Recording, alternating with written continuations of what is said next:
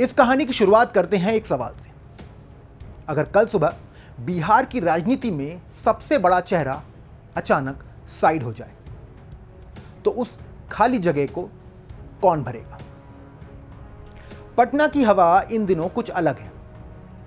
सब कुछ सामान्य दिखता तो है, लेकिन सियासी गलियारों में जैसे कोई अनदेखी पटकथा चल रही हो। कोई खुलकर नहीं बोल रहा, लेकिन हर चेहरे पर कुछ छुपा है।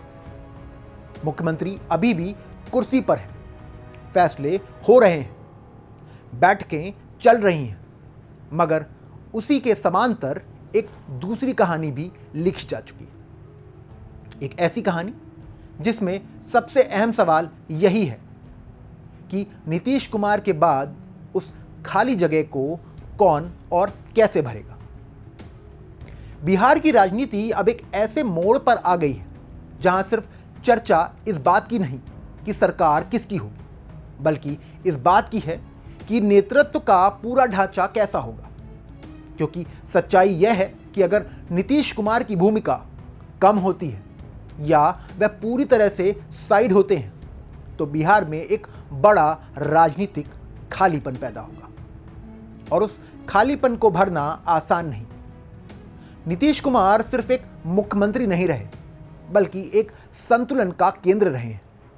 अलग अलग जातीय समीकरणों को साधना, प्रशासनिक पकड़ बनाए रखना और एक साफ सुथरी छवि के साथ सरकार चलाना, यह सब एक साथ संभालना हर किसी के बस की बात नहीं। यहां पर बीजेपी की असली परीक्षा शुरू होती। बीजेपी यह समझ चुकी है कि बिहार में सिर्फ एक नया मुख्यमंत्री लाकर यह खालीपन नहीं भरा जा सकता। इसके लिए एक पूरी टीम तैयार करनी होगी। एक ऐसा स्ट्रक्चर जो मजबूत हो, अनुभवी हो और हर मोर्चे पर काम करने में सक्षम। और यहीं से शुरुआत होती है बीजेपी की बड़ी प्लानिंग। सूत्रों की माने तो पार्टी ने इस बार सिर्फ राज्य के नेताओं पर भरोसा करने के बजाय एक बड़ा दांव खेलने का मन बना लिया है। केंद्र के बड़े चेहरों को बिहार में उतारने की तैयारी चल रही है। इस समय बिहार के 8 नेता केंद्रीय मंत्री हैं। इसके अलावा लोकसभा में बीजेपी और जेडीयू दोनों के पास 12-12 सांसद हैं। यानी बिहार की राजनीतिक ताकत का एक बड़ा हिस्सा इस समय दिल्ली में बैठा हुआ है। अब अगर इन चेहरों में से कुछ को वापस बिहार की राजनीति में लाया जाता है तो यह सिर्फ एक बदलाव नहीं होगा, बल्कि एक बड़ा सियासी शिफ्ट होगा। इसका मतलब होगा कि दिल्ली का अनुभव सीधे पटना में उतरेगा और यही बीजेपी का मास्टर प्लान नजर आता है। यह कोई पहली बार नहीं हो रहा। मध्य प्रदेश में बीजेपी ने इसी तरह का प्रयोग किया था। वहां सिर्फ मुख्यमंत्री बदलने पर ध्यान नहीं दिया गया, बल्कि पूरी टीम को नए सिरे से तैयार किया गया। केंद्र के अनुभवी नेताओं को राज्य में लाया गया, उन्हें अहम जिम्मेदारियां दी गई और एक मजबूत टीम बनाई गई। नतीजा क्या हुआ? सरकार का कामकाज एक सिस्टम के तहत चला, जहां हर मंत्री अपने क्षेत्र का विशेषज्ञ था। अब वही एमपी मॉडल बिहार में लागू करने की तैयारी दिख रही है। लेकिन बिहार की चुनौती मध्य प्रदेश से कहीं ज्यादा जटिल है। यहां सिर्फ प्रशासनिक दक्षता काफी नहीं, यहां सामाजिक समीकरणों को साझना, जातीय संतुलन बनाए रखना और हर वर्ग को साथ लेकर चलना उतना ही जरूरी। इसलिए बीजेपी की रणनीति सिर्फ बड़े चेहरों को लाने की नहीं, बल्कि उन्हें सही तरह से फिट करने की भी है। अगर कोई केंद्रीय मंत्री बिहार में आता है तो उसे सिर्फ पद नहीं मिलेगा, बल्कि उससे उम्मीद होगी कि वह अपने अनुभव के जरिए किसी खास क्षेत्र में बड़ा बदलाव लाए, जैसे उद्योग, शिक्षा, ग्रामीण विकास और रोजगार। क्योंकि अब बिहार उस दौर से आगे निकल चुका है जहां सिर्फ सड़क, बिजली और पानी की राजनीति चलती थी। इन बुनियादी जरूरतों पर काफी काम हो चुका है। अब असली चुनौती है अगला कदम उठाने की। बिहार को एक इंडस्ट्रियल हब बनाना, युवाओं को राज्य में ही रोजगार देना और शिक्षा को सिर्फ डिग्री तक सीमित ना रखकर उससे स्किल में जोड़ना।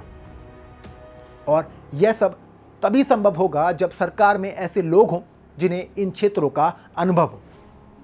यही वजह है कि बीजेपी सिर्फ मुख्यमंत्री के चेहरे पर ध्यान नहीं दे रही, बल्कि पूरी टीम पर फोकस कर रही है।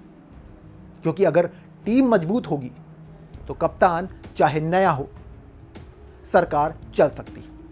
लेकिन यहां एक और बड़ी कसौटी है जिसे नजरअंदाज नहीं किया जा सकता, ईमानदारी। नीतीश कुमार की सबसे बड़ी ताकत उनकी साफ छवि रही। लोगों को यह भरोसा रहा कि ऊपर का नेतृत्व भ्रष्ट नहीं है। अब अगर बीजेपी उस जगह पर आती है तो उस भरोसे को बनाए रखना होगा, बल्कि उससे आगे जाकर एक नया मानक स्थापित करना होगा। सिस्टम को पारदर्शी बनाना, भ्रष्टाचार को कम करना और ऐसे लोगों को जिम्मेदारी देना जो ना सिर्फ सक्षम हो बल्कि ईमानदार भी हो। अब इस पूरे घटनाक्रम को एक राजनीतिक थ्रिलर की तरह देखिए। एक तरफ एक ऐसा नेता जिसने वर्षों तक बिहार की राजनीति को दिशा दी, दूसरी तरफ एक पार्टी जो अब पूरी तरह से नियंत्रण अपने हाथ में लेने के लिए तैयार है। पर्दे के पीछे तैयारियां पूरी हो चुकी, नामों पर चर्चा हो चुकी। कौन दिल्ली से पटना आएगा, कौन किस विभाग को संभालेगा और किस तरह से नई सरकार काम करेगी, इसका खाका लगभग तैयार है। बस एक चीज बाकी है, घोषणा। और शायद यही इस पूरी कहानी का सबसे रोमांचक हिस्सा है, क्योंकि जब यह घोषणा होगी तो सिर्फ एक नाम का ऐलान नहीं होगा, बल्कि एक नई राजनीतिक सोच का उद्घाटन होगा।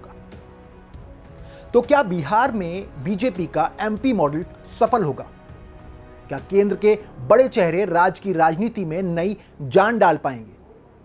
क्या नीतीश के बाद जो खाली जगह बनेगी उसे यह नई टीम भर पाएगी? इन सवालों के जवाब अभी भविष्य के गर्भ में है, लेकिन इतना तो तय है कि बिहार की राजनीति एक बड़े बदलाव की ओर बढ़ रही है। और जब यह बदलाव पूरी तरह सामने आएगा तो शायद यह सिर्फ सरकार बदलने की कहानी नहीं, बल्कि शासन के पूरे तरीके को बदलने की कहानी होगी। फिलहाल नजर बनाए रखिए, क्योंकि बिहार की सियासत में अगला दृश्य किसी भी वक्त सामने आ सकता है। आपको ये वीडियो कैसा लगा कमेंट करके हमें जरूर बताएं। और अगर अभी तक आपने हमारे चैनल को सब्सक्राइब नहीं किया है तो इसे अभी कर लीजिए और बेल आइकन का बटन दबाना ना भूलें। मिलते हैं अगले वीडियो में, तब तक के लिए जय हिंद, जय भारत।